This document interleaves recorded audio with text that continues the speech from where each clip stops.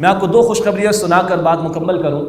یہ دونوں کام آج ہم نے کرنے ہیں. تنظیم اسلامی کا قافلہ بھی اسی کی دعوت دے رہا ہے. ہم ایک دوسرے کے دست و بازو بنیں, مل جل کر یہ کام کریں. وتواصوا بالحق وتواصوا بالصبر. تو ایک دعا رسول اللہ کی علیہ السلام اور ایک تمنا رسول اللہ کی علیہ السلام. دعا کیا ہے؟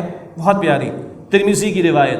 اللہ کے پیغمبر علیہ السلام نے فرمایا, اللہ اس بندے کو خوش و خرم رکھے, تر و تازہ رکھے, جو مجھ سے کوئی بات سنے اور ایسے دوسروں کو پہنچا دے. لیکن یہ بات وضاحت کب ہوتی ہے؟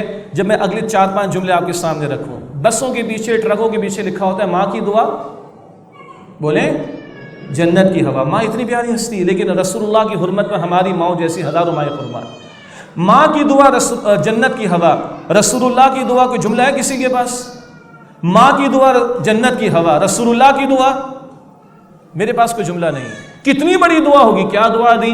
اللہ اسے خوش و خرم رکھے, تر و تازہ رکھے, جو مجھ سے کوئی بات سنے اور ایسے ہی دوسروں کو پہنچا دے. ترمذی کی روایت. اور اگلی اور آخری روایت مصنف ابن شیبہ اور دیگر کتب احادیث میں روایت ہے, رسول اللہ علیہ السلام نے صحابہ کی مجلس میں اپنی ایک تمنا کا اظہار کیا. یہ دل سے سنیے گا. یا لیتنی لقیت اخوانی, اے کاش میری ملاقات میرے بھائیوں سے ہو جائے. صحابہ نے عرض کیا السنا اخوانا, اللہ کے پیغمبر ہم آپ کے بھائی نہیں بھلا؟ قال بلا, تم تو ہو. دوسری روایت میں اصحاب بھی کہا ولکن قوم یجیئون من بعدکم یؤمنون بایمانکم یصدقونی تصدیقکم وینصرونی نصرکم. اے میرے صحابہ, میں تو ان سے ملنا چاہتا ہوں جو تمہارے بعد آئیں گے.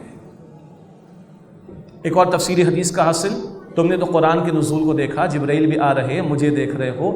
ان کو قرآن دو گتوں کے بیچ ملے گا, وہ قرآن کو مجھے مانیں گے. اللہ اکبر. میں ان سے ملنا چاہتا ہوں جو تمہارے بعد آئیں گے, مجھ پر ایمان لائیں گے جیسے تم ایمان لائے, میری تصدیق کریں گے جیسے تم نے میری تصدیق کی. وینصرونی نصرکم, میری مدد کریں گے جیسے تم نے میری مدد کی ہے دین کی جد و جہد میں, نفاذ کی جد و جہد میں. فیا لیتنی لقیت اخوانی, پس اے کاش میری ملاقات میرے بھائیوں سے ہو جائے. یہ تنظیم اسلامی کی دعوت بھی اسی مقصد کے لیے. ہم آپ سے نہ نوٹ کا مطالبہ کرتے ہیں نہ ووٹ کا مطالبہ کرتے ہیں. ہم مطالبہ کرتے ہیں ہمارے فرائض خود اللہ کا بندہ بننا, نبی علیہ السلام کا نمائندہ بننا, بندگی کی دوسروں کو دعوت دینا اور بندگی والے نظام کو قائم کرنے کی جد و جہد کرنا.